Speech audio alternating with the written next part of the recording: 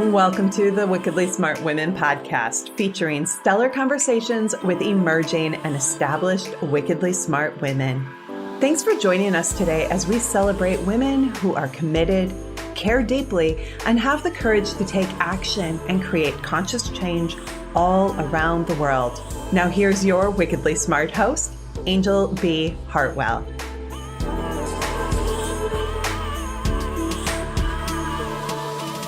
Welcome to another episode of the Wickedly Smart Women podcast, where we celebrate wickedly smart women and provide our listeners with a wealth of wisdom along with immediately actionable steps to be smarter, spunkier, and more successful in their impact and their leadership. This is your host, Anjel B. Hartwell, and today we welcome our special guest, Ami Thakkar. Ami is a lawyer by trade, a freelance writer by trial, a podcaster by passion, and a DJ when asked. After graduating as a Longhorn, she started off her career as an analyst at Enron. While applying to graduate schools, Ami worked on movie sets in Texas and moved to India for work in radio and media. A few years later, she graduated with a JD from DePaul University School of Law in Chicago. Ami began her law career in New York City, and after 3 years, she found herself back in India, where she began freelance writing for Vogue India and Condé Nast Traveler. She was also introduced to the startup world and became the VP of customer service for a fashion organization called Exclusively.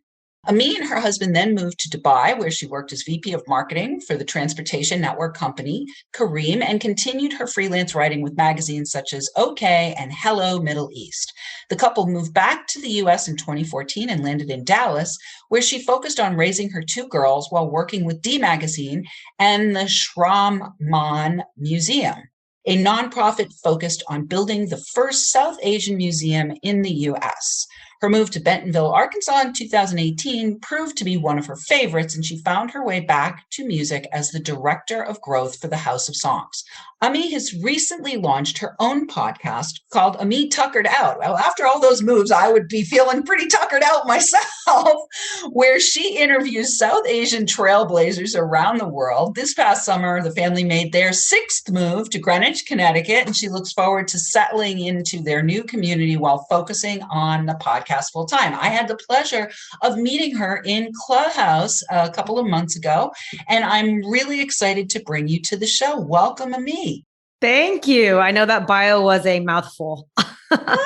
Well, you know, that's one of the things I've learned myself whenever I go on other shows or whenever I'm a guest on teleseminars or telesummits. The first thing I do is listen to the bio that's being read. And I think, oh, yeah, I've got to edit that. I've got to edit that. Yes, exactly. I'm like, wow, that was a lot. I didn't realize it till you hear it. So, yeah, well, and it's one of those things about being in business and certainly about being a speaker is that we are constantly in a state of evolution and growth. So when you have like great new things happen and we celebrate, we want to put that in the bio. And so we're always working with our machete, at least I am. So, yes. Well, I'm excited that you're here. Let's talk about what your show is about. I want to hear about that. And I want to hear about what inspired you to start the show in the first place.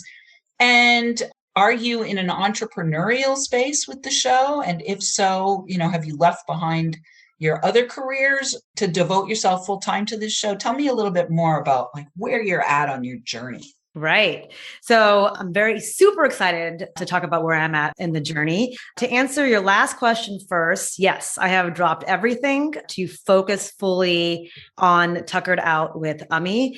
It has become my passion. I am focused on building my brand and excited to see the next steps. So the reason why I started this podcast is for many reasons, actually. As you just read, I have been moving around quite a bit in my life. So 6 moves in the past 12 years, and that's due to my husband's job, which I fully support. As long as he's getting promoted, I will go with it. And before that, I had lived in 4 other cities. And so my lifestyle and the way I am, I wanted this kind of lifestyle of kind of exploring and hopping around and trying new places. So I've loved the adventures I've had. But every time I've moved, I basically had to start over again in terms of career and what I wanted to do. And, I grew up in a very strict South Asian household.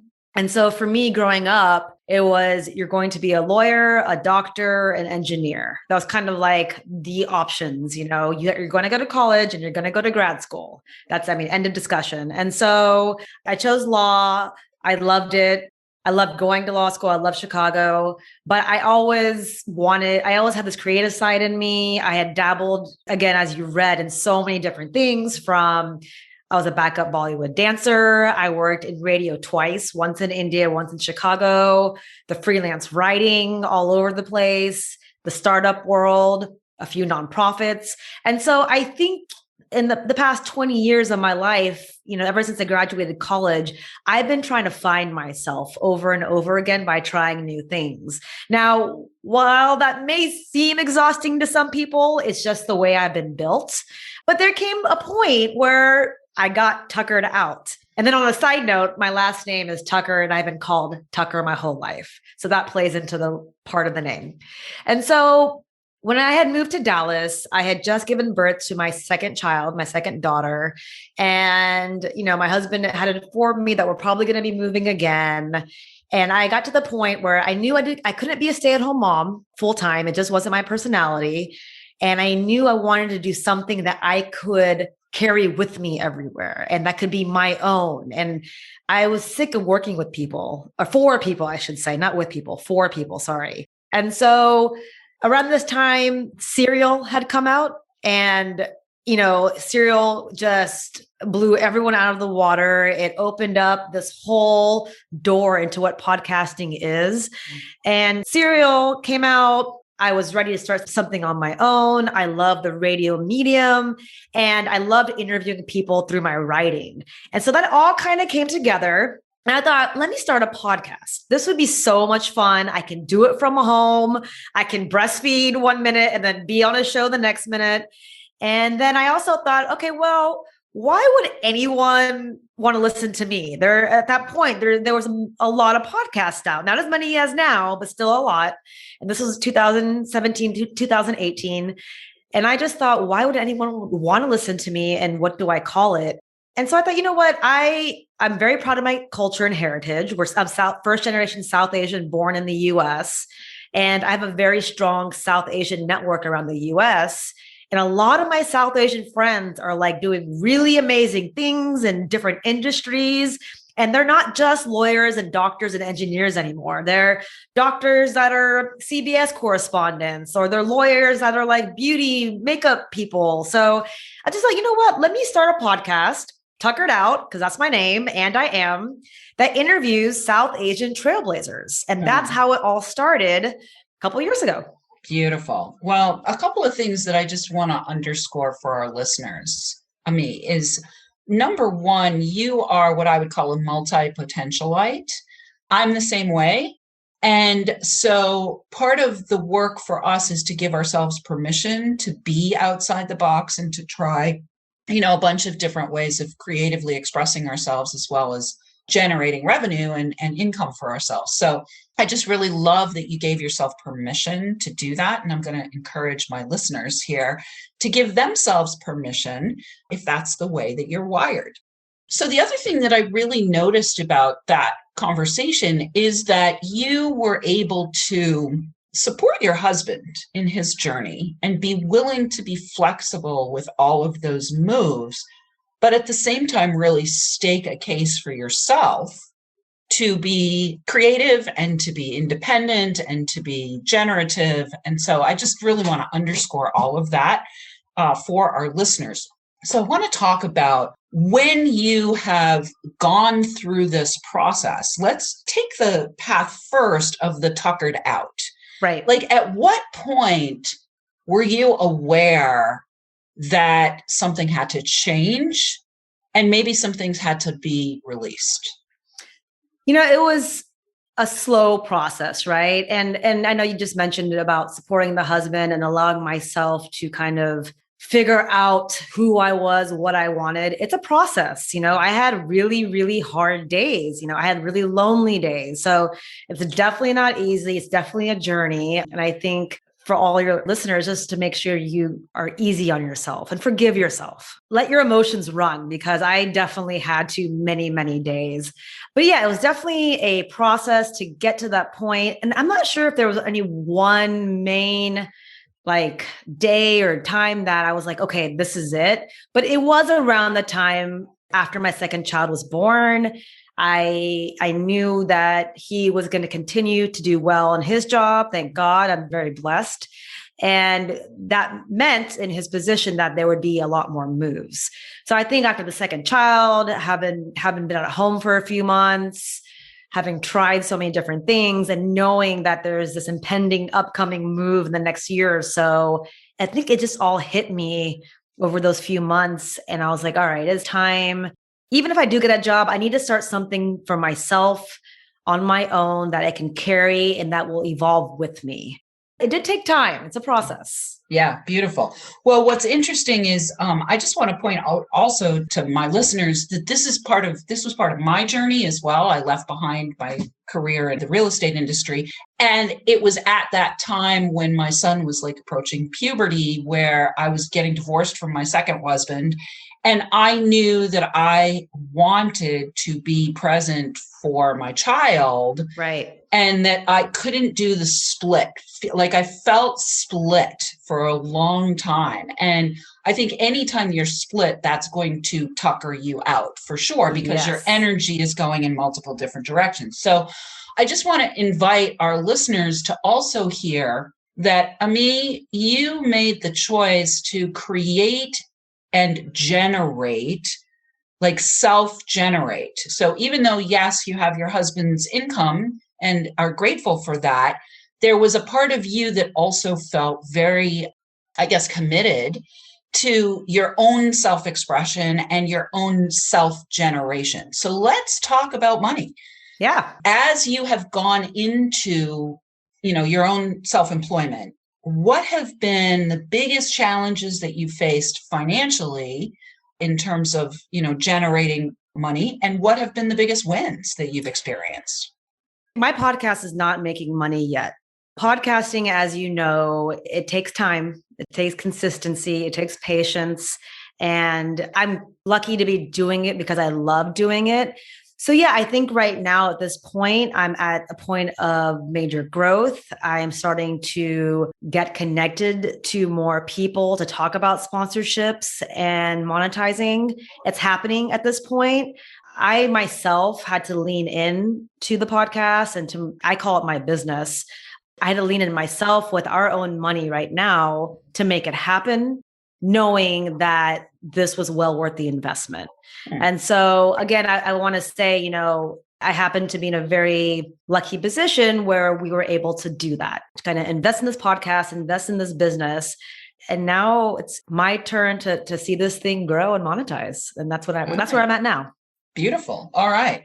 Well, I want to ask you about that conversation with your husband, right? Because, I'm sure that you've had to have those conversations. And I know that any of our listeners, whether they're thinking about starting a podcast or starting a speaking business or starting, whatever, any kind of entrepreneurial venture, if you are considering what I call quitting the corner office, leaving executive level positions and moving into entrepreneurship, the big question mark is always the money. And often in a relationship, tensions can come up.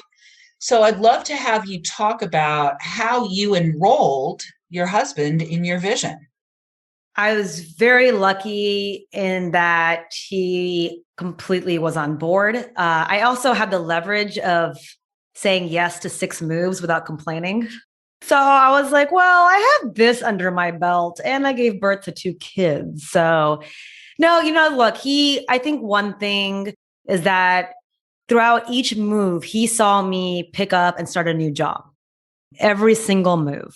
And so I think he also knew that it was time for me to start he had an idea that, okay, this is a lot to start over again, apply, interview, try to get a new job, try to find a new career in every place. India, we were in Dubai. We weren't in the US the whole time. So different markets, different things. I was practicing law before we left. I didn't want to practice law in India. It's a whole other monster. And so I think after having seen my efforts the past 10 years and after, having the kids and after also knowing who I was and my passion, and it took me actually much longer than it should have to talk to him about it because I always felt bad about spending money on myself and investing in myself, which is another thing I want your listeners to really, really understand. It is so important for women to invest in themselves. And I learned that at the age of 40. I just started investing in myself and it's never too late. And I'm so glad I did it. I have never felt happier or more confident or better about myself, but don't feel bad about investing in yourself. That's in whatever way that is. That could be time, money, whatever commodity that is. You deserve it. So that's the one message for sure that I want to make sure we talk about. Yeah, that's going to be our pearl of wisdom, Ami. Yes. Yes. So we're going to go to a short break right now. And when we come back, we're going to let everyone know where you can get more of Ami's pearls of wisdom. But right now, we want to let you know that we need your help. If you are enjoying this show and you want us to stay on the air, please consider making a donation at www.wickedlysmartwomen.com. We would also like to ask you to share with your lovely lady friends who you think might benefit from our content. Help a gal out and let your sisters, mothers, daughters, friends, and colleagues know about the show so we can serve them too. I do want to say a big thank you to all of our listeners who are downloading, rating, and reviewing. We are almost at 100 reviews. So please, if you are enjoying this show, go write a fun review. 5 stars is always welcome. And we are also welcoming thousands of downloads from all over the world. We just actually 15x'd our downloads on International Women's Day. So that was pretty exciting. And we added 10 countries in that one day. So we're going to shout out right now to our brand new listeners in Aruba, the Maldives, and Mozambique. And we will be right back with Ami Thakkar.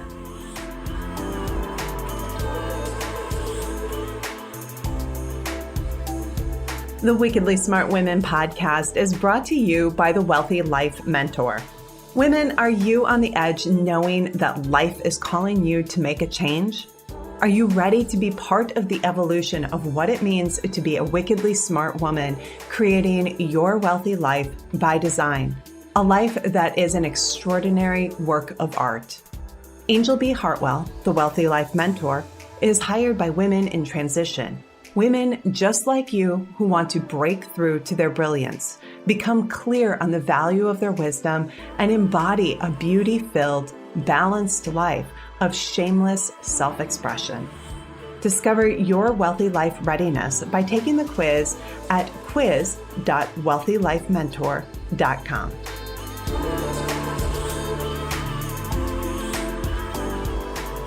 And we are back with Ami, and you can find out more about her and check out her show at tuckeredoutwithami.com. And our team will put that into our show notes, that URL into our show notes. And what will they find when they get there? Tell us about the show. Tell us about what they're going to find when they get to that website, Ami. All sorts of fun stuff. I actually just rebranded. So I got a new logo, got a fun new website. So the website will be all the episodes up till now. It will be, a little bit about me, about the podcast and why I started it, why it's called Tuckered Out with Ami Thakkar. And and then all my social media handles that you can follow me on. And so it's really simple, clean, fun. I rebranded. I love 80s music, 80s new wave music. And so that's my kind of theme for the website and the logo. And so I hope you like it. Fantastic. Well, I want to encourage everyone not only to place a 5-star rating and review for Wickedly Smart Women, but do the same for Ami, because we love to celebrate wickedly smart women who are willing to use their voices and make a difference in the world. So I want to talk now about the importance of the web of connections that you have created. And I'd love to hear how that has served you as you have stepped into a more visible role in the marketplace as a voice for the South Asian community. Right. I mean, the connections has been everything. I mean, that's how I have started. I have started off my podcast with the people I know, and from there, they've connected me to their friends. And it has been a very easy roll from one interview to the next. I've been connected to people I never thought would even say yes. So I think honestly for me, I would say that has been my number one strength to get this podcast started and to see it grow. Beautiful. So when we were talking earlier, we talked about you being a multi-potentialite. I love that. And you also said that right now you are all in focusing on the podcast full time. Yes. Do you have an inkling, Ami, that there might be something else in the wings that's going to show up? Or do you feel like you're going to be all in on this podcast for a while? I don't know. I'm open to it. As you can tell, I kind of go with it. I'm doing this because it might sound cheesy, but I truly love connecting with people and hearing stories and telling stories. And so I'm going to keep doing it till unless it's not fun, I'm not going to stop, Now, whether that turns into something, perhaps, you never know. I think when I think about the podcast and what I want out of it, besides the human connection, the human storytelling, talking about my community in a positive way, highlighting the South Asian community so people understand what South Asians are doing around the world, because that's very important to me. It's part of my story. It's part of my parents' immigration story, and I'm very close to it. I think of the word impact, and I don't know what that means yet. Whether that means this podcast will continue forever or it turns into something else, who knows? I'm going to keep going until, I'm smiling right now. So let's see what happens. I'm going to go with the flow. Yeah. I love that you said I'm smiling right now. Yeah. I love that you said I'm smiling right now. When I I had my first podcast was the Men on Purpose podcast. And when I launched Wickedly Smart Women, within 3 months, I stopped smiling around Men on Purpose. Yeah. And as a result of stopping smiling, I ended up actually selling that show. So I know exactly what you're talking about. When you stop smiling, then it's time to stop doing some things. Right. So I want to go back to the pearl of wisdom that you dropped before we went to the break. And I think it's really, really important for us to help the listeners to hear how important it is for you to value your own vision. And not only value your own vision and be willing to ask for the support, in your case, from your husband. Sometimes the support comes from elsewhere. Sometimes the support comes from investors. Sometimes the support comes from family members. Sometimes the support comes from borrowing on credit cards. The support has to come from somewhere to be able to create and launch anything. So I'd love to have you talk about your own internal process around valuing your vision, saying yes to yourself, and then ultimately choosing to literally put your money where your mouth is and create and invest in the creation process. Can you talk about that? I mean, it took me a while, and I'll have to say, I actually became more confident and stronger after having my 2 girls. One, I wanted them to see mommy kicking butt. That was a big driver for me. And so having my girls, when I started the podcast, it's been on and off for 2 years. And I would say the past 8 to 10 months is when I've really started being serious about it and leaning in. But that first year and a half, I was on and off. I was too scared to ask for support. By the way, not that my husband would have said no. It was all me. And women have this problem. We have this imposter syndrome problem. We have this, okay, should I spend money on myself, or maybe I should spend it on that new roof or this new carpet instead, or this should be towards the kids, or is this worth the investment? I mean, we think and analyze way too much, whereas men are like, nope, we're going to do this. They don't think that much. It's black and white for them. And I think most of us are always worried about someone else or something else. And after that first 2 years of on and offness, I think I got sick of myself. And I was like, okay, I need to stop. I need to show my girls that mommy is going to start this business. I want them to be proud of me. And also I just got to the point where I was tired, tuckered out. I was like, I need to, if I don't do this now, and then I hit 40, I know it's just an age, but I think it all kind of came together. And I was like, you know what? I am ready. I had the spiel down, talked to my husband. He was like, yeah, sure. What's the problem? I'm like, well, that was easier than I thought. Like, why did I wait so long? And so, yeah, I think it was just timing of everything. Yeah, well, you point out two things that I have in my body of work around having a wealthy life. There are actually 5 ways that we ward off wealth, and 2 of them came up in that little piece. Yeah. One is worry, and the other is waffling. And so what I hear is that you waffled for quite a while, but once you took a stand for yourself, it was like an instant yes from him. And what I love about this story, Ami, is that you became present to how much easier it was once you made the decision and you were able to stop the waffling. Then you could focus, then you could concentrate, and you could channel your creative power.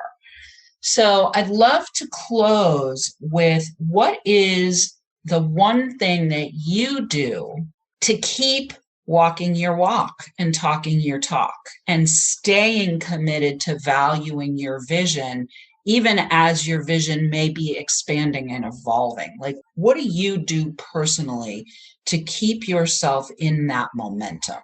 Doing the work. I know that sounds really basic and simple, but every day I made a desk, a little office for myself unofficially in the Peloton room. But I got a desk. I got everything set up. I'm like, this is my job. If I want to make this happen, I'm going to treat this like a job, like a real business, and it is a real business, but I have to, like you said, walk the walk, talk. So, I invested in the website, in the logo. I'm in a fellowship right now, learning more and more about podcasting. I am leaning into networking everywhere. So I think just really, really making it your own and doing the work daily and having fun with it, and just, it's little things. And I love it because my girls are now seeing me do this. They're saying, oh, mommy has her podcasting, or, oh, mommy is in a meeting. And sure, it's not making money right now, but that's okay. Like, they are just seeing mommy build something. And that to me is the most exciting thing. Yeah, well, I think one of the most important things that anybody can do who's building something is to make those investments. And oftentimes we make investments initially because it's what we think we need to do, because we don't know what we don't know. And then ultimately we end up in a place where we find that we need to make different investments to actually get more of a view on what it is that we're creating. But right. The underlying thing that I want to just emphasize here, which goes back to the pearl of wisdom that you dropped before we went to the break, is we must invest in ourselves. We must value our vision, and we must be willing to express and speak our vision into reality, whether it's enrolling your husband to say, I need to take some of our family money here and make a new brand, or buy new equipment, or do whatever, whether it's enrolling your husband, whether it's enrolling people who are coming to be your guests, or whether it's enrolling your listeners into this larger vision you have about creating an impact in the South Asian community. So I just want to thank you, Ami, for your commitment to being an investor in yourself and to being a model of that for not only the wickedly smart women who are listening to this show, but also the women who are in your community, which if we had more time, we would probably talk about, maybe they're even less likely to be willing to invest in themselves because of cultural conditioning. But we are unfortunately out of time. So I want to say thank you for being here. Listeners, we do love feedback. Please let us know what you thought of today's show by calling into our listener line. We'll have that in the show notes for you, or sending questions or guest suggestions to listeners at wickedlysmartwomen.com. We might even give you a shout out on the show. Thanks for tuning in. Keep your ears open. And remember, you are a wonderful woman. Thanks for tuning in, downloading, and listening. Be sure to rate and review Wickedly Smart Women on Apple Podcasts and share with other women who can benefit from today's episode. Wickedly Smart Women is the premier podcast series for informing, activating, and inspiring the leader who carries profound wisdom and knows that now is the time to welcome wealth. We welcome your feedback, and guest suggestions, and invite you to subscribe to our mailing list to be notified of each new episode at wickedlysmartwomen.com.